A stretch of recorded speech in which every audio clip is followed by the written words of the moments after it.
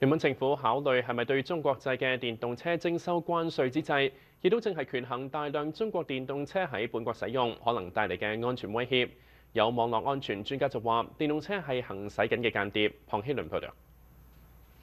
本國正在考慮是否效仿美國對中國電動汽車加徵關稅之際，副總理兼財長方慧蘭星期一已表示，亦正在考慮中國出口電動汽車等高科技產品時，包括網絡安全方面在內嘅國家安全問題。美國舊年2月亦對中國製造嘅智能型汽車啟動安全審查，話中國等敵對外國勢力能夠大規模獲取北美駕車人士嘅敏感信息，可能會對國家安全同公民私隱構成嚴重風險。中國外交部對此回應，話審查過度延伸咗國家安全概念，並且具有歧視性。不過據報道，北京方面出於對美國汽車製造商可以收集數據嘅安全擔憂，被指禁止 Tesla 等部分美國電動汽車品牌進入中國政府設施附近。本國關注網絡安全嘅業界人士亦表示，電動汽車尤其係配備自動駕駛功能或者智能型嘅汽車，都配有咪同埋攝像頭，相當於行走嘅間諜車 van 仔。